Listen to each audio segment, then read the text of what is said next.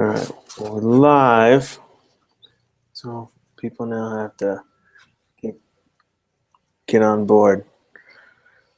But anyways, Jorge, how are you? Good. Good to see you today. Yeah, what'd you do? How was your weekend?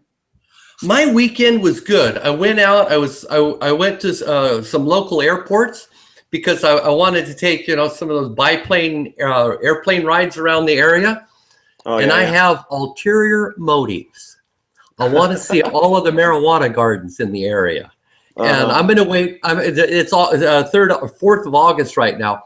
I'm going to wait until September, maybe the first week in October, and then fly everywhere all around the area. And I'll pull out my camera and take a few pictures for you. That is awesome. Yeah. That'll be good. I'll take a video too. That's a good idea. I wonder. That sounds like a touristy. I could see that becoming a tourist attraction, right? Like come take an aerial tour of Napa Valley's cannabis plants. Actually, it started that kind of stuff actually started about 4, maybe 5 years ago. It was de facto tours. They weren't authorized. So one of my grower friends up north, he had a helicopter come by 4 different times in a day, and they thought, who in the hell is that anyway? They took a picture of it, got the ID numbers on it. Turns out it was a helicopter from a local airport.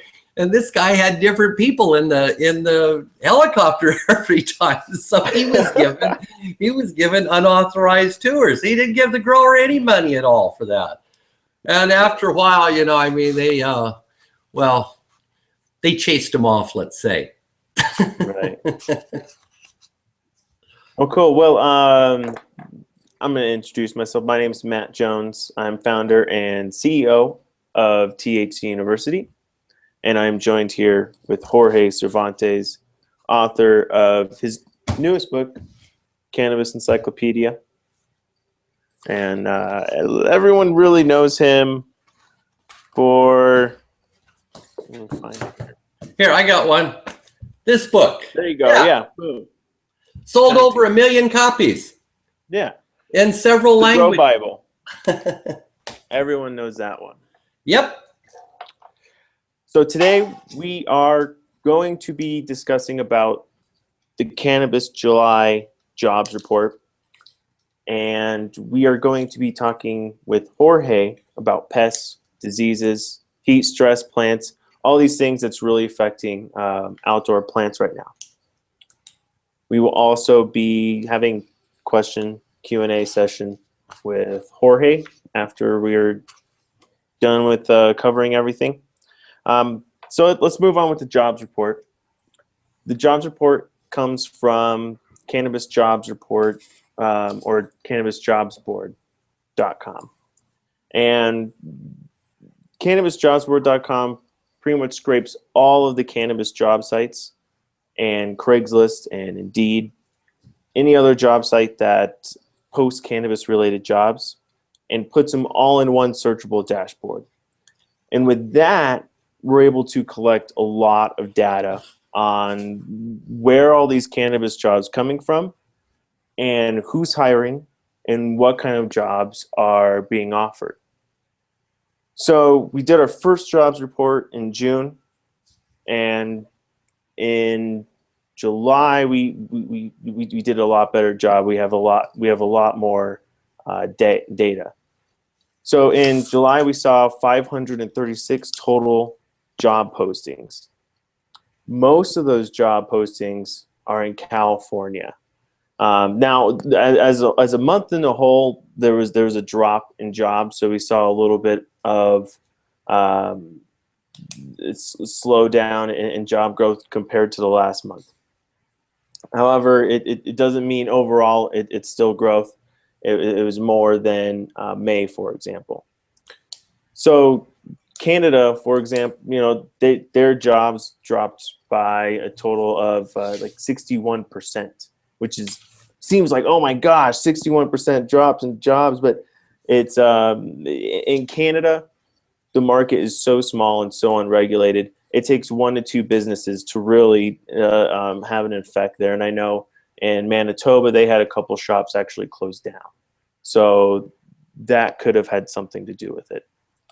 In the US, California jumped up 9%, which is pretty big. They now have more job growth than Colorado, Washington, Arizona, and Oregon combined.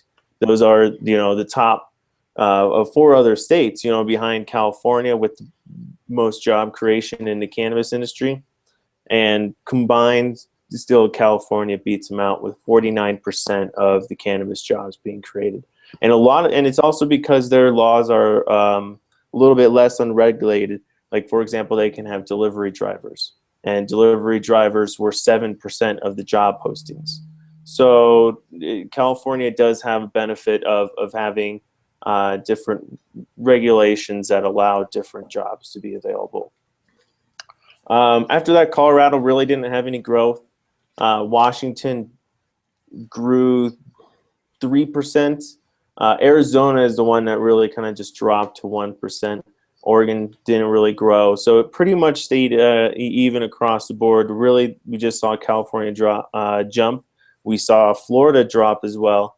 But it's really Canada that really overall what made the market really drop.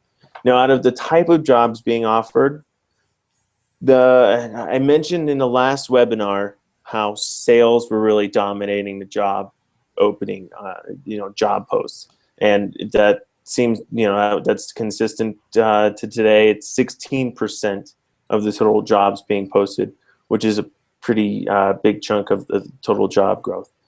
Bud tenders came in second place with 12%, but so did medical professionals. Now, these medical professionals are doctors, they're nurses, physicians. So that part of the industry is really booming right now. After that, managers for just managing grow room, managing a front. Most of them is managing a dispensary, some sort of admin job. Those are about 11%. Delivery drivers, as I was saying before, 7%, pretty strong.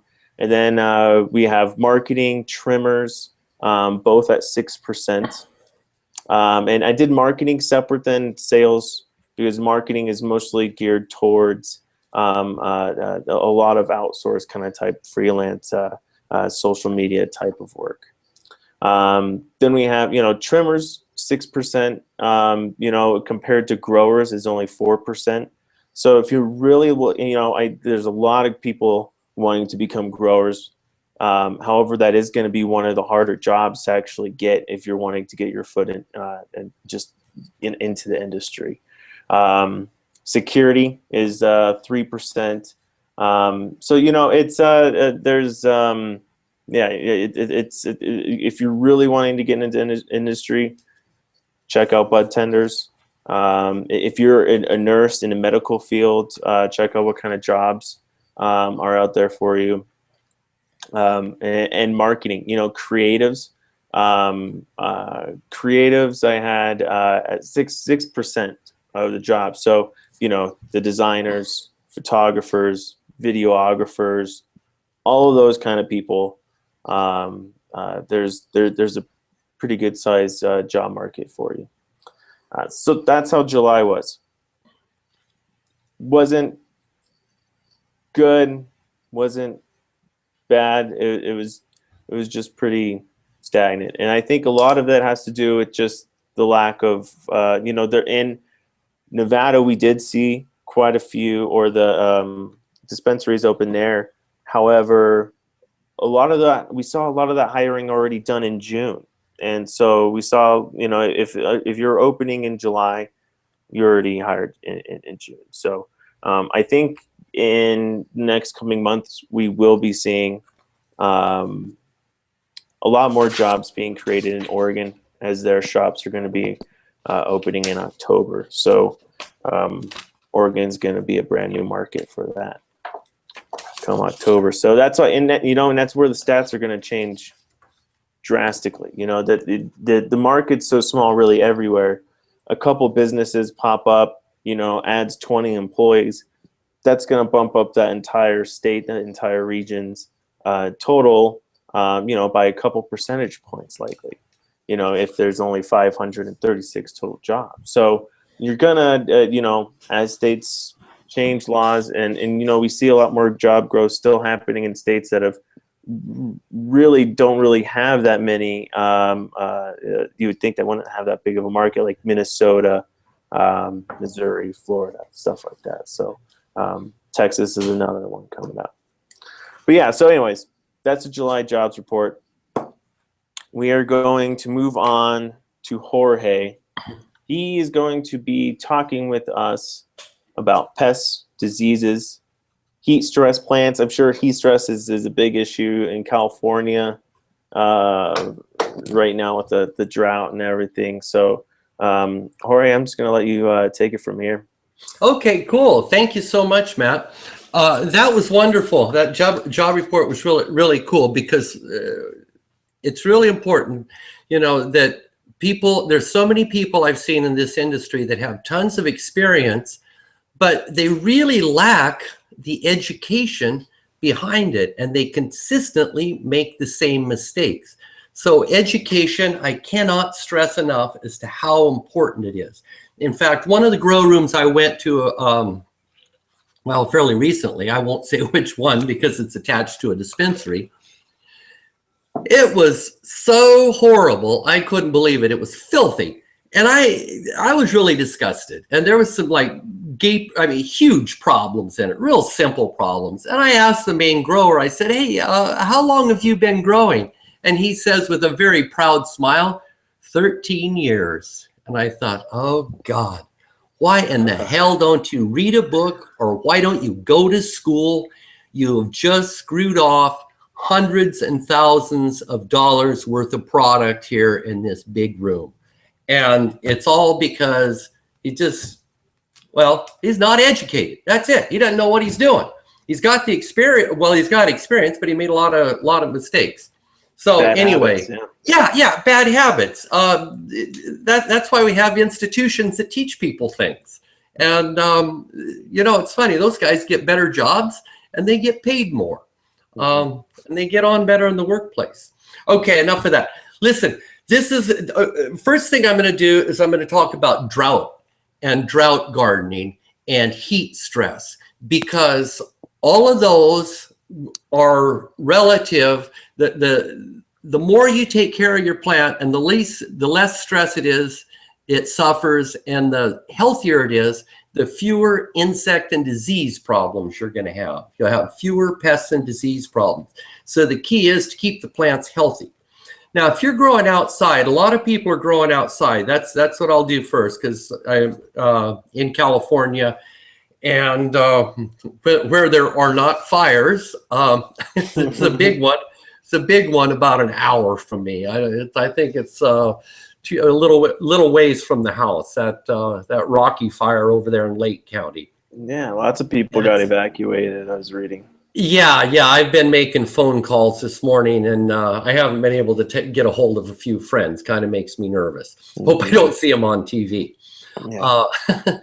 But for example, the first thing, and if you haven't done this already, you're going to have more problems. But the thing is, to get over on a drought, the first thing you do is, you prepare your soil well and everything, so you've got proper soil and whatnot. But the key really is to plant early, because when you plant early, there's more ground moisture there already, and the plant's not growing as fast up above as it is down below at first.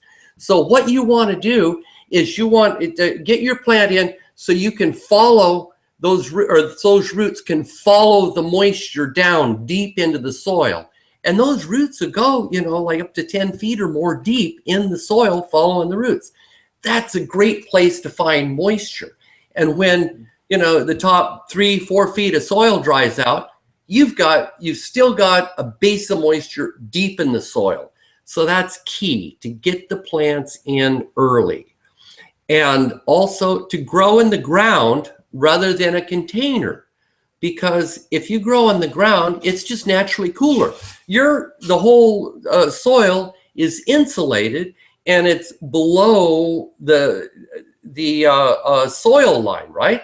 Rather than a pot that sticks up. So if a pot sticks up, you get more sun on it earlier, and you've got a longer season, but you pay for it if you live in a hot climate.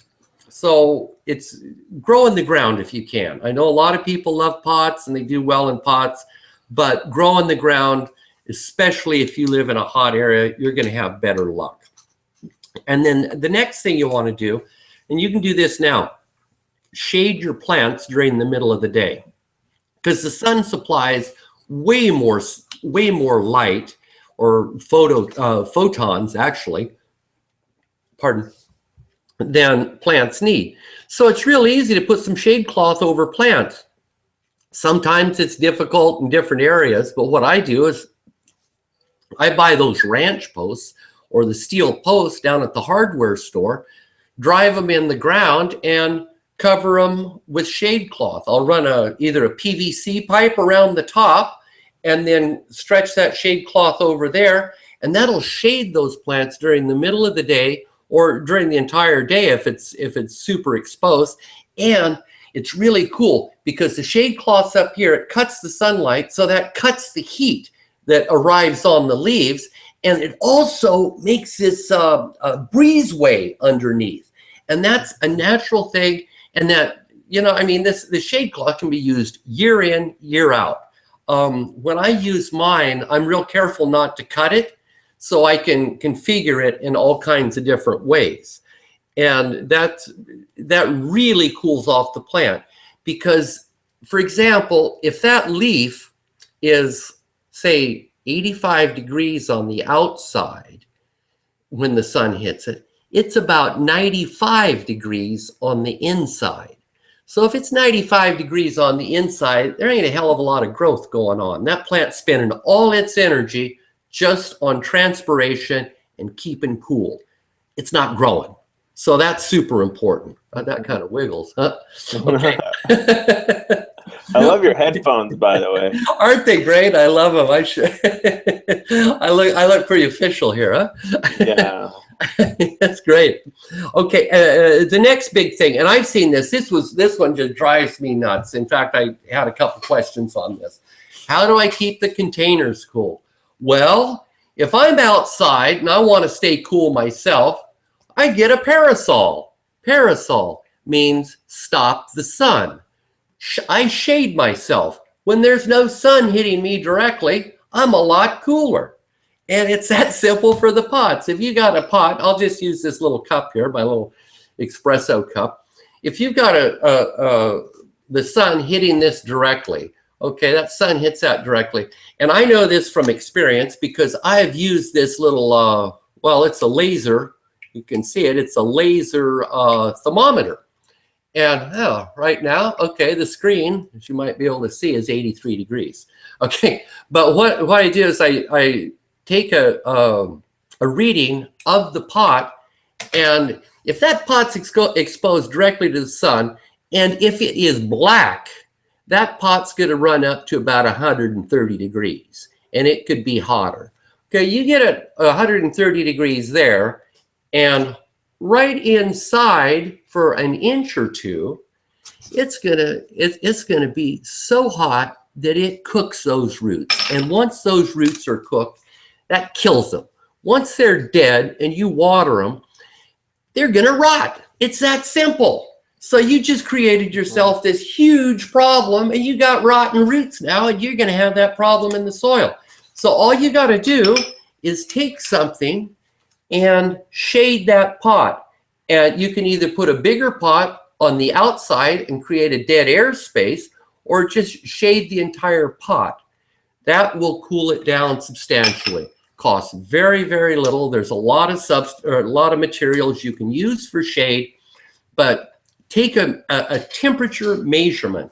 You can find this thermometer at a usually auto parts stores. The mechanics use them for testing engines and whatnot to see it for heat in engines. So they can tell where the problems are, just like with plants. But I use this thing all the time. Okay, so you shade those containers and you cool them way, way down, because once that soil gets above 80 degrees, you got serious problems. Chemistry changes, all the reactions change, everything changes. It's just a huge deal to shade those pots. And once those roots are dead, they're dead and you got serious problems. Okay, so the next thing to do is you want to put mulch on top of the soil. And if it's in a pot, put it right on top of the pot. And you can use all kinds of things for mulch. My favorite thing is either, it's straw if you've got a big pot.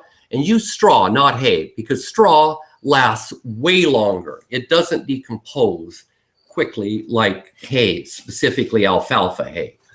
And I've got videos on my YouTube channel. Here's my YouTube stuff. You can look this up. We cover all of this stuff in our classes too. I mean, and you'll get complete information on it, and we'll make you take a test. So we'll make sure that you know what the hell you're doing and you learn the information. But you apply that mulch, a good thick layer of mulch. And like I say, you can look on my YouTube channel and see videos about this.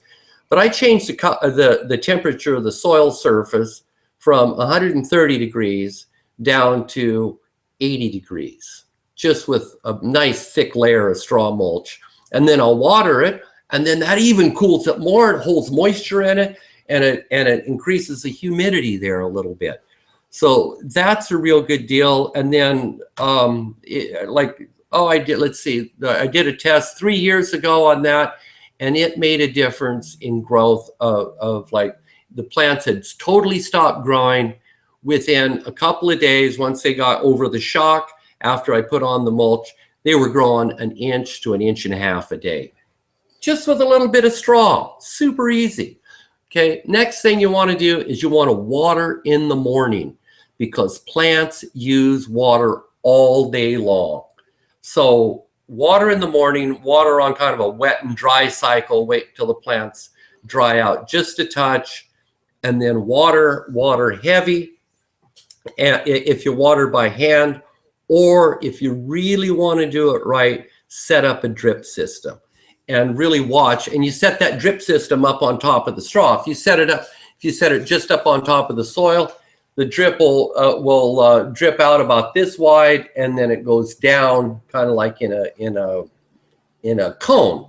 But if you put it on top of the straw sends the water all kinds of different directions, and that one emitter, instead of watering an area this big, waters an area about that big. And this is so simple, and it's basic stuff. The next thing to do, and this is incredibly important, if you're organic growers like I am, and if you're a medical grower like I am, you need to grow organically. It's essential, because we're putting this produce in our body. Well, what you do is you use activated, aerated compost tea. And you can find out a lot about that. Well, I've got my cannabis encyclopedia, has tons of information about that. And as well, a very big section in the chapter as to what to put in the compost tea. But basically what you do is you put your dry ingredients in water, and you put an air pump in a barrel of water that you put your dry ingredients in there, and then you fill it with water, and you turn the air pump on for 24 to 48 hours, and that extra air, that gets all the bacteria and microbes and life that's in there, gets them growing, and they explode with growth. It's killer. It's killer. Well, you take that, and then you just put it on the outside of the plant. Put it on the leaves. You spray it on. It's real easy to put on.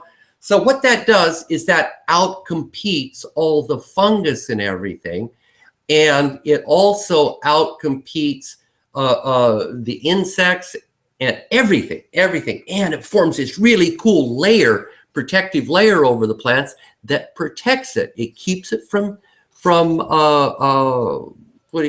transpiring so much. Excellent deal. All of this stuff's really inexpensive, And we teach you how to do it in our classes. That's essential. And so you do it and do it right. Okay, the next thing is, now that's outdoors. Now let's see, indoors. Indoors. Everything changes indoors when it's hot outside. Changes a lot because plants, they get hotter and they use more water and less nutrient. I mean, that's a huge thing. So you can easily over fertilize when it gets hot, because say if you're using the same nutrient mix and then you keep giving it to it, but the plant uses 30% more water, well, that means your mix is off by 30%. Straight away, you've just over fertilized. But you won't know it until like 2 or 3 weeks later. So you're already behind. That's why education is so important. You know, somebody can tell you stuff and then you'll listen to something else and something else. You got to get good, clean facts. Otherwise, well, you just won't be that. You'll be like that grower that's been growing 13 years, doesn't know shit from Shinola. And now the next one, and most people do this. This is a real easy one. What you do is you take, you turn your light on at night, because the light, if you're growing indoors, well, it creates heat and everything. So you want to turn it on at night when it's cooler. It just makes sense. So you make your light on at night for 12 hours or 18 hours, but you get it on at the coolest time of the day so it doesn't heat as much. And then also you want to take your ballast and any extra things that create heat, put those outside the grow room. And you also want to have good ventilation. There's some questions about that later, so I'll go into that later. If you want to spend the extra money and you have the electricity available, you can use air conditioning. You know, it's expensive, and but you can use it and it works great. But here's a way to it's a little, it could be unsightly, but the other thing is you can do, it's very inexpensive. You buy those inexpensive bamboo curtains that go on the outside of patios and everything, and they're really big. Well, you hang them on the outside of a wall that gets direct sun. Okay. And what that does is the same thing like it does with the pot. It shades that wall and it cuts the temperature on that wall 20 to 30 degrees straight away. So if that wall doesn't get as hot, there's not as much heat that comes through it. It's that simple. And if you want to cool it even more during the heat of the day, you hose it down. Like I say, in residential neighborhoods and stuff, it may look a little weird. So I don't know. I'm kind of up in the air on that. But it works. So you do all of that stuff, you're going to have way healthier plants. And it's going to make a big difference for pests and diseases, because stronger plants just don't get as many pests and disease problems. It's that simple. Now we'll move on to diseases and pests. And first thing I suggest is activated aerated compost tea. AACT is what the abbreviation for it is. And you apply that every week or two. Forms a protective layer over the plants. Not much really has a chance of penetrating that if it's a good protective layer. And also, you know, you've got all kinds of microbes and stuff that are competing for space, and they very well could attack some of the, especially the fungi. So that's really, it's cheap, easy stuff. Takes a little bit of time to make, but that's all right. Okay, next thing, regular vigilance. Look at the plants. Look at them carefully. And now, here's the secret. Here's the big secret. You guys, I don't know if you've ever been to a hotel or a police crime scene. I've been to both. And this is what those guys use. They use one of these. Okay, don't look at this real long. I'm going to flash it on the screen real fast. A UVC light, okay? This UVC light, what this does is see, it's purple. Okay, that's the high ultraviolet side of the spectrum. What you do, it's cooler than heck, man. You just shine this light around on stuff. Let's see. I don't know if you can see it. Nah, you really can't see it. You shine this light all over the plants, and you look real careful, and you can see fungus before it penetrates through the leaves. And you can also see signs of bugs, you know, like all their trails, all their feces, it shows up, and God, it's gross. It'll make you sick if you've got some infestations, and you'll think, God, I'm putting this tainted stuff in my body. Makes me sick to think about it. So you can tell all the signs of where the bugs are, where the pests and diseases are with this, and you can see them before they penetrate the leaf. That's super important. The police scenes use it, and the hotels use it to look for body fluids, and you can see them all over the place, or blood, anything. It just jumps out at you. So one of these, you can get them pretty cheap. I don't know, they're $20 or something like that on the internet or Amazon. And that's really my big tip right there. And this will make you well, a lot smarter, or better informed. So that's the basic tips I have for just to start out, and I'm ready to answer any questions now. All right, awesome. Okay, so we will do first question will be from Dan. Okay. Dan asks, how much can you prune during flowering, and at what point do you just leave them alone? Leave them, I'm assuming the leaves. And Yeah. Well, Dan, that's a good question. It's a real simple question. It can be complex. There's a lot of controversy about this, but it's real simple and straightforward. What happens when you've got a leaf? I'll hold up my iPhone and use this as the leaf. Okay, the more surface area you've got, that's the more area for the sun to hit that leaf and use the photons that mix with the water or fluids, let's call them, and nutrients within the plant to make food. So you want as much surface area as possible. That's essential. Okay, that means leave the leaves alone. I've done a couple of rants on YouTube about it. There's tons of information here. There's tons of information here and here, and it all says the same thing. Don't get nervous. Don't think you're really helping by getting more light to the buds. That's bonzo. How it started, how all of this started was people would be growing tomatoes or fruit. And with tomatoes, if you prune off the foliage so the fruit gets light, the fruit ripens a little faster. But guess what? There's no tomatoes on marijuana. I didn't know that. It has nothing to do with it. So it's like backwards. I've seen people completely decimate plants. I mean, you're looking at cutting your harvest, and it's not going to help. Yeah. However, you can remove the lower leaves inside the plant that don't get any light, and they're weak. They could be attacked by insects or diseases, and they also slow air circulation in there. That's a good thing to remove those. And in general, you might want to remove those complete little spindly branches. That's not a bad thing. Remove diseased leaves, remove leaves that are over 50% dead, but that's it. Getting nervous and starting to mutilate your plants is just a bad idea. Anytime. We'll go on to, there you go, Dan. Leave your leaves on. All right, here we go. John asks, when do you start your flowering nutrients during an outdoor grow? What do you look for? The first showing of stigmas? So that's okay. John's question on when do you start, when you're when you're growing outside, when do you start the flowering nutrients?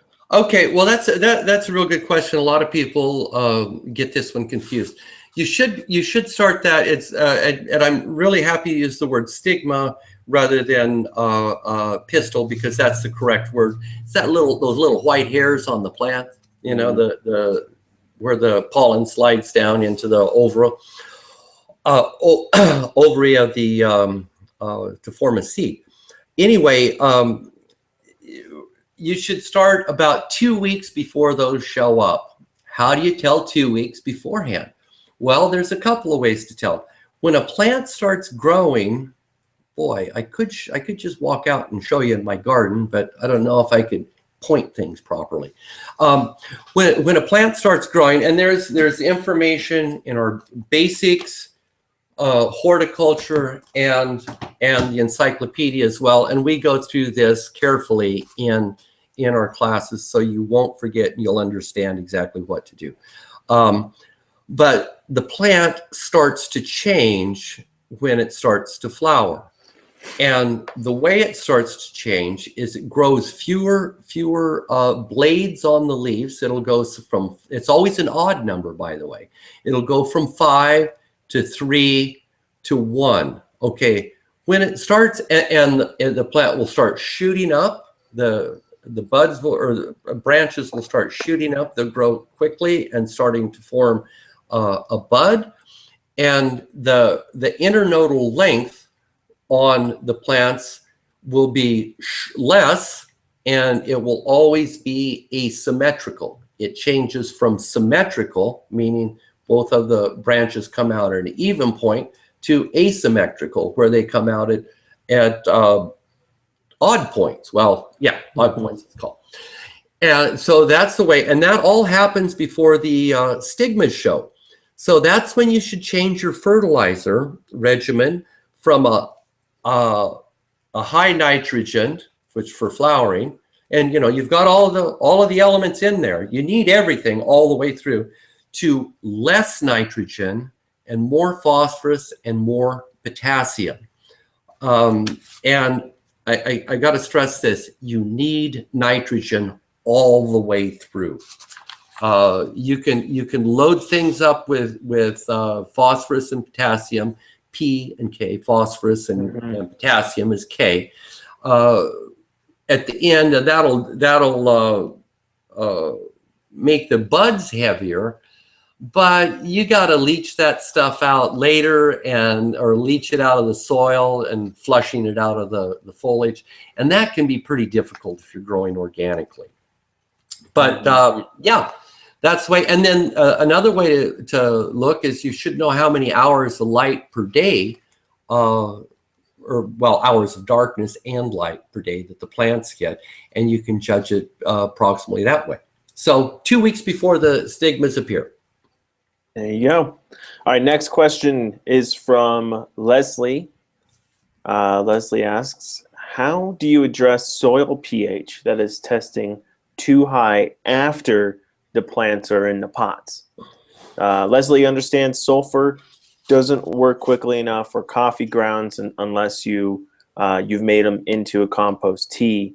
It seems like Leslie is dealing with 200-gallon pots and adjusting pH of nutrients to 6 as they add them, and water from the tap is 6.9, but the soil is still testing at 7.5 to 8. Wow. Well, Leslie, you created yourself a hell of a problem there, because that pH, every 1 point difference in pH, say if the pH is 8 as opposed to 7, well, that's an 8 is just like an earthquake, the Richter scale. An 8 is 10 times more alkaline than a 7. So that's a big change. To move a full point is a lot. My preference would have been to start with organic soil, because I'll tell you what, you have a good organic soil mix, you never have to look at pH. It's always spot on. I mean, I've watered with pH water 8.5 into organic soil. Then I check the soil. Comes out 6.5, 6.5 every time. Amazing. Organic soil,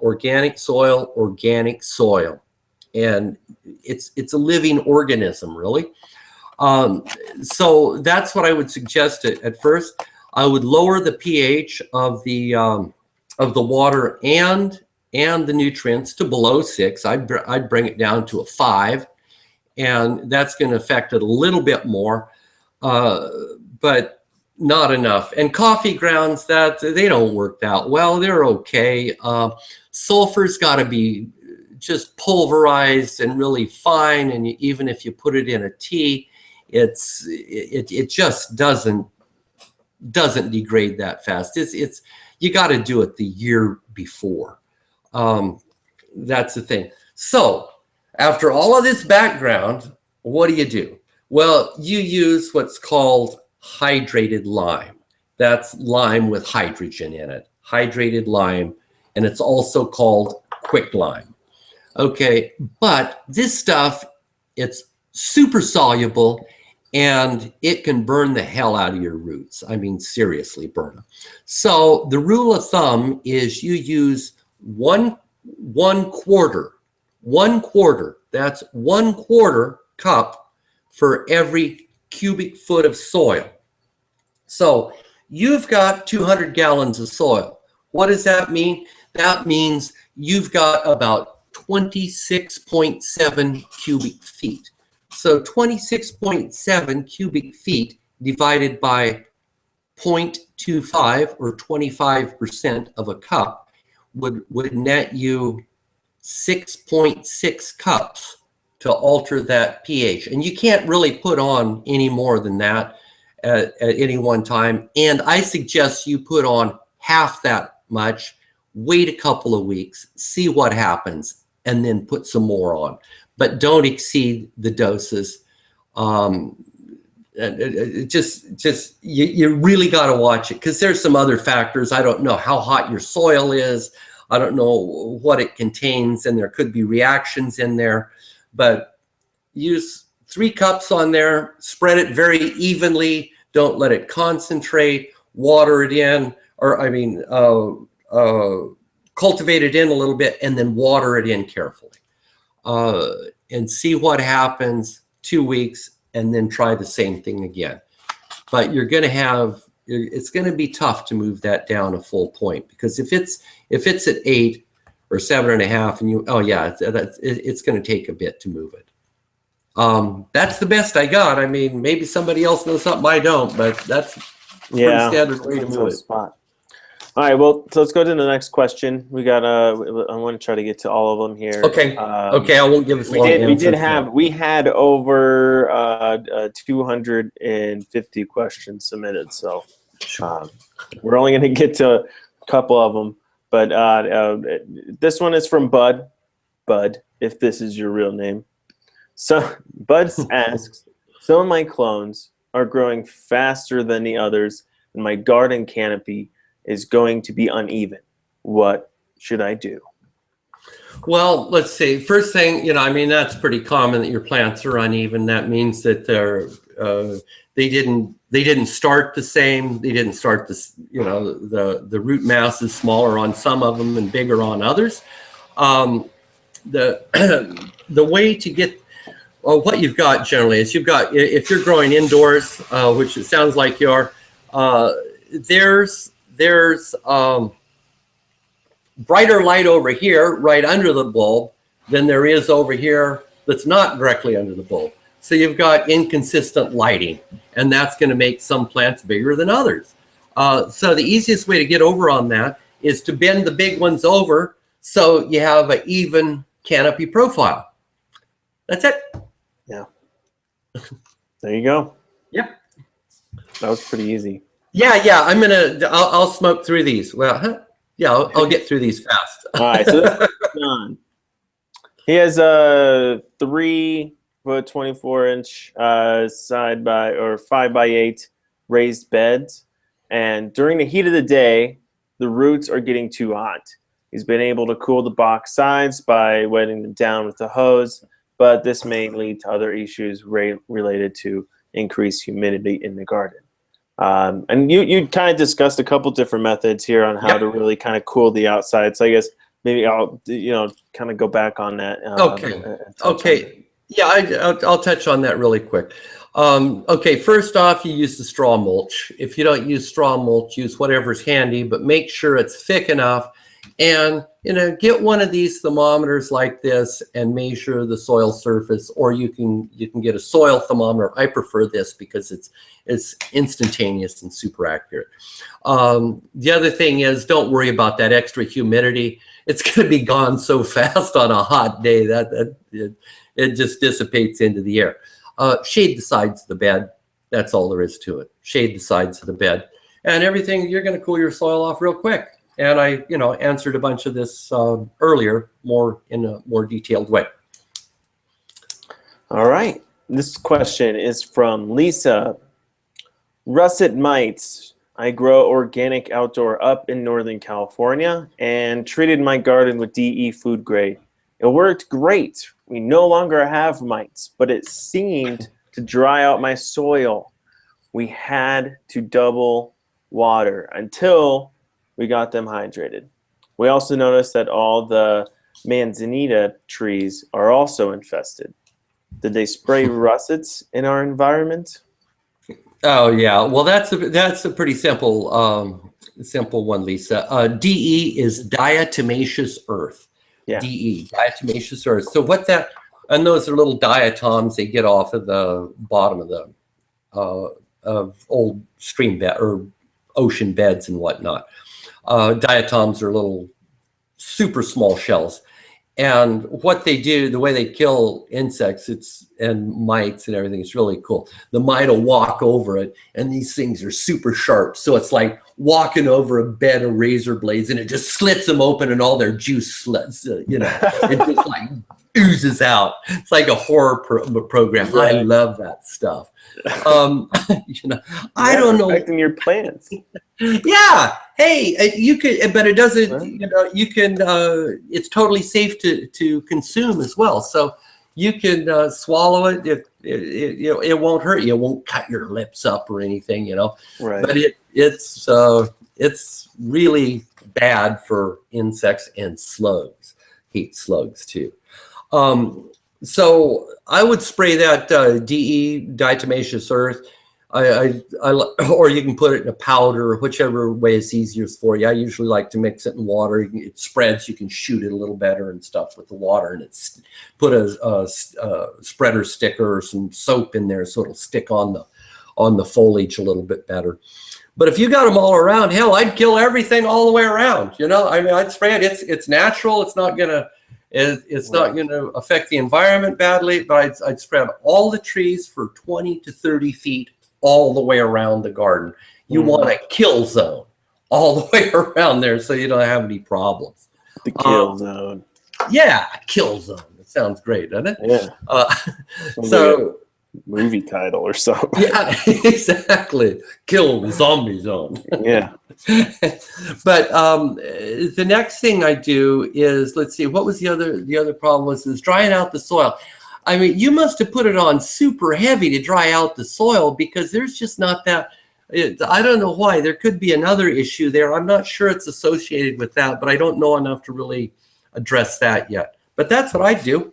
I'd spray it all over the place. Kill zone, kill zone. All right, this question is from Bob. Bob says, I'm having trouble achieving consistently successfully having cloning results. I have tried everything from peat pellets to rock wool, using cloning powder and liquid, and recently using a bubbler system. Don't seem to be able to improve my success rate of 0 to 20% survival rate. I've heard people claiming almost 100% positive results, but I'm convinced it's all BS. I mean, that's a pretty low 0 to 20 cloning. Jorge, what do you think he might be doing wrong? Man, I don't know. That's abysmal. That's really bad. There's got to be some real basic mistakes that are being made. One thing, I mean, I would try using the same thing. Use either pick peat pots or rock wool. Rock wool tends to stay a bit wet. And usually that's one of the problems is things stay too wet. If they stay too wet, there's not enough oxygen in the growing medium, and the roots or when the roots can't form, they basically are drowned because there's not enough oxygen in there. And drowning means they're going to rot, and that's what I'm guessing is happening. So I'd look really close at the water levels and keep that moist but not overwatered, and take a lot of different clones from the same variety and make experiments with the watering, because what Bob needs to do is he just needs to get his hands wet a little bit and practice. But try one type of system: rock wool, peat pellets, or they've got, if you need a lot of clones, you can get one of those little aeroponic systems, but that's spending a lot of money when you really don't need to. And so I would just practice, take a lot of them. And then the other thing is, Bob, that's not all bullshit. It's all true. You can get 100% success rate. Watch my videos on YouTube. Just go to YouTube and search for Jorge Cervantes channel. It's very, very easy. And once you're there, search for Flowery Field. I've done 6 videos on that company, and they're over in Austria. They make 20,000 clones. Now, they were doing 10 to 15 when I was there a couple of years ago. They do 20,000 clones a week now, and they're right at 100% success. I mean, I just can't believe it. They're incredibly crazy about cleanliness, super important. But watch those videos over and over and just practice, because I think you're just missing a couple of things, and soon you will get it, because you're going to see on that video people just going boom, boom, boom, boom, boom, boom, boom, taking clones and sticking them as fast as they can. So it's just a bit of practice, Bob, and you can get it. Take some of our classes. Yeah. It'll help you, Bob. Next question we have is from Andre. As early as 30 days in Puerto Rico, they'll be passing medical marijuana laws. In Puerto Rico, the temperature fluctuates between 77 to 90 degrees Fahrenheit with possible heat waves, which we could easily get, and the plants could fall victim to heat stress. What can we do to combat this problem? Or what strain is best for this type of climate? I know we did kind of, we talked about the whole heat stress, so kind of go back with that, but I know he kind of does throw in there what kind of strain would be kind of best for kind of a Puerto Rico climate. Yeah, this is a little different because he's in a tropical climate. And the best thing about Puerto Rico is, I mean, I spent about a month in Puerto Rico, went all over the island. It's got a big rainforest there, El Yunque. It's got all of the germplasm for what all the bamboo in the world is there. It's kind of weird. I didn't expect that. And the DEA is all over that island. Man, I met a couple of those guys. They didn't tell me they're DEA, but I can smell them. I swear to God.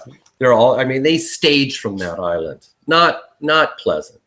One of the problems that you run into there, Andre, is you've got heat at night, and when it's over, I'll use the Fahrenheit because we're in the Fahrenheit system there in Puerto Rico. But you get over 80 degrees, especially at night, or 85 technically, but over 80 at night when there's no sun and stuff, it really slows growth down. So you got to keep them cool at night as well, not just during the day. So what you do is you do everything. It's all about planting where the plants are located. You plant in a breezeway, and you shade plants. And look, you know where your natural breezeways are. They're in hallways, alongside buildings, underneath awnings, underneath shade cloth. You get a breeze going there. A natural breeze will cool things down 5, maybe even 10 degrees, but that breeze, and it's all natural, and you just set it up with physical principles. And if you can shade your plants during the middle of the day or even all day, if it's really hot like that, you form that natural breezeway right underneath. That helps immensely. So that shade cloth is super important. Grow sativa dominant plants. Like I say, I haven't been to the tropics for a while. My my mafia friends down in Colombia, I can talk about them now because they're gone.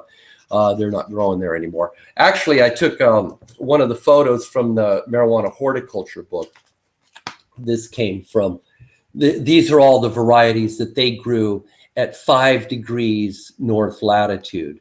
Just, well, it's just a couple hundred miles north of Medellin. And so, you know, that's, and they were, gosh, it wasn't that high. It was pure, it was total selva or jungle where they were growing. And man, they said the best ones for them were sativa dominant plants. And they love this one called Thai Tannic. Thai Tannic. I don't know if you can get it anymore, but it was consistent. It didn't have any disease or fungus, or well, disease was our fungus, but pest or disease problems. Super strong plant. They were getting that from, I think Cincy owns it now. It's, oh, I can't remember the name of it, but Cincy Seeds would have it. Flying Dutchman. Flying Dutchman was the one that developed it. Not a very expensive seed, not, but it's pretty darn potent, and you don't have any troubles with it in the tropics. So I give that one a shot. Oh yeah, of course, mulch. Use mulch. You know, super important. And activated aerated compost tea. I answered a lot of that question earlier, but it's the humidity and stuff that really causes problems. So that's why that breeze is so important. There you go. All right, let's do one more question because we are approaching 1 hour already. So wow, yeah, we've it's kind of blown by. So this question is from Kat. I have 2 Girl Scout cookie clones in identical pots, identical soil, and identical feeding schedules. One is getting rusty leaves, and the other is perfectly healthy.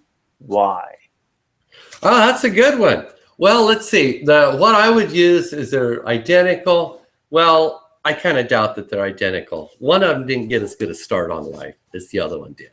And I don't know. I mean, what is it now? 1 out of every 75, 85 births are twins. So we all know different twins. And some of them are identical and some of them are not identical. Well, if you look at your identical twins, very seldom do they both grow at the same rate. Usually one of them's got is stronger or a better athlete. One of them could be better scholastically and whatnot. So the genetics on each one could be a touch different, but like you say, they're cloned. My guess is one of them just had a problem. We went over the part about did the container get warm? If one of the containers got hot and the other one didn't, that means it killed some roots. My best guess is the solution's going to be found in the soil. If it's possible, if the plant's small enough, I'd take the pot, turn it upside down, pull the pot off of the soil, and inspect the roots. See if they're nice and white and healthy, or are they brown and rotten. My guess is you're going to find a root problem with the weaker plant because, well, you've got nutrient deficiencies. And then the other thing is you're going to find is you probably need to leach the soil out, because I'll bet there can be a bit of a buildup of fertilizers in the soil. Yeah, and that's and what your situation's not at all uncommon. Right. Yep. All right. Well, thank you very much. Real quick, I want to mention we will be doing another webinar shortly. We're going to have a calendar up on thcuniversity.org and probably up at marijuanagrowing.com. We also have everybody who participates today. You have like a little Easter egg deal. Essentially, it's you're getting $20 off if you register at THC University today. It's only for today. So you know, at midnight tonight, it's gonna go back to the original price. So you can save $20 on the professional. That's $59. So yeah, take advantage of that today. And so then it's $59 instead of $79. Yes. Damn, that's a deal. That's a deal. That's a deal. It's a deal. So yeah, we don't ever really do deals. So this is just a cool thing we're doing for the webinar. And then we're going to be doing a lot more webinars coming up, different topics. And we also want to hear from you guys on what do you want to see in these webinars? You know, what do you want us to cover? You know, is there other guests you want us to bring on? All that kind of type stuff. So yeah, so there you go. There's your special deal. And the calendar will be up soon. Jorge, do you have anything else to add? I'm going to sign up right now. That's such a deal, Matt. I can't. I just got to take advantage. I can't. I can't help it. I can't help. And, yeah, and so we'll see everyone very shortly. I think probably in the next couple of weeks we'll have another webinar. Perfect. Yeah, I got a road trip in front of me. I'm going to go up to what events are you going? Yeah, the Hemp Fest. Yeah, well, let's see.